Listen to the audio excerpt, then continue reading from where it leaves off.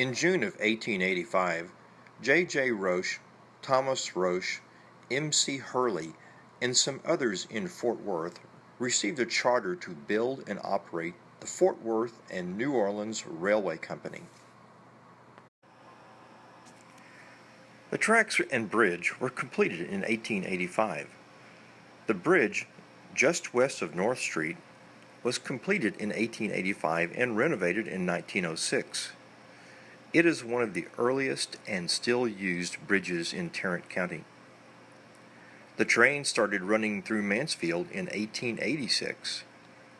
42 miles of line were built from Fort Worth to Waxahachie to connect with the Central Texas and Northwestern Railroad Company. The line went through Mansfield because J. H. Wright, Dr. P. M. House, A. J. Dukes, and P. R. Beale put together a $5,000 kitty to provide some right-of-way and whatever other incentives were necessary to assure the installations here. The Fort Worth and New Orleans served the Mansfield heavy freight needs of 30 or 40 local businesses and numerous cotton growers for a couple of years. Then a series of transactions saw the rail line passing on to other names and road managers to ultimately become part of the massive Southern Pacific lines, of which it is still part today. From the late 1800s into the early 1900s, many railroads were built, and many changes in ownership were occurring as a struggle for power in the fast-growing industry was taking place. The Southern Pacific moved into the picture in Texas and this area through an 1888 transaction. The Southern Pacific continued to expand its operations almost entirely by property acquisitions rather than building new lines. The line is the oldest, largest, and strongest system in Texas. It serves every part of Texas except the Panhandle. Every city over 25,000 population except Wichita Falls, Laredo, Amarillo, San Angelo, Tyler, and Lubbock. The line is made up of what were chartered and built as 40 independent lines. 5 of those were the first 10 in Texas. 1 was the first built in Texas. When the railroad was in its heyday, there were 2 water towers and 2 pumpers working full-time to take care of the thirsty locomotives that made Mansfield a regular port of call.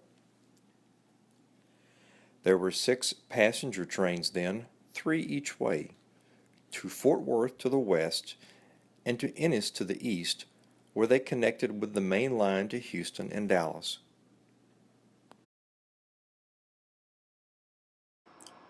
Along in the 1930s, when the tractors came to take the place of the mule, there were more than 100 carloads of mules shipped to Alabama, Tennessee, and Georgia from Mansfield.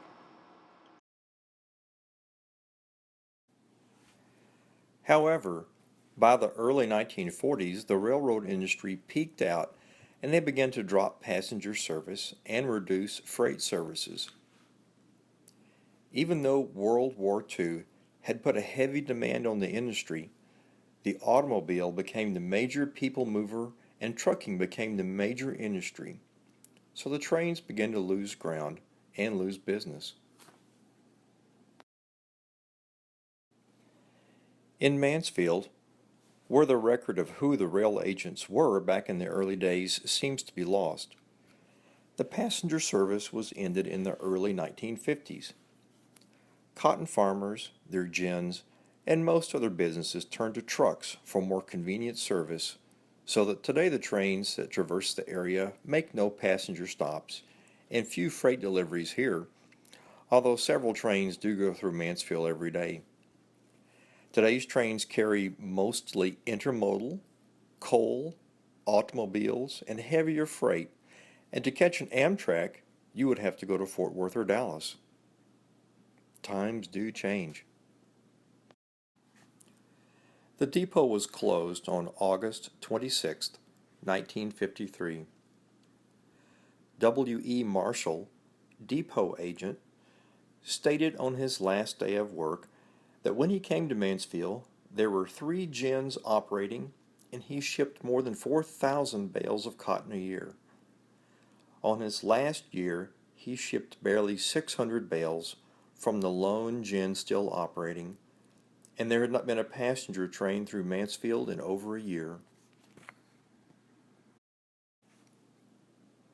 The ticket window in the office was nailed shut. "Once I used to sell a lot of tickets," Marshall said. "It was kind of nice, selling tickets to people going places all over, people getting married, people going to funerals, kids going away to school in the army. Railroading, after all, wasn't what it used to be, really. The teletype had doomed the old telegrapher, just as the diesel had sent the steam locomotives to pasture. I hated to see the steam locomotives go. I missed the whistle of the old steam locomotive on a cold night. The old-time engineers could play a tune on them whistles." W.E. Marshall was the last depot agent, and when he locked up for the last time that day, he left behind 26 years of service as the agent. Where the warehouse alongside the station office once bulged with cotton, grain, farm implements, and dry goods, it was stark and empty that Friday afternoon, except for one crated washing machine. The depot sat empty for a while and was later used as a warehouse until the early 1960s when it was finally torn down. And there is still a Depot Street. It was there, near Smith Street, west of Pond Branch, that the depot building was located. The population of Mansfield was 960 in 1953. The last cotton gin was closed about that time as well.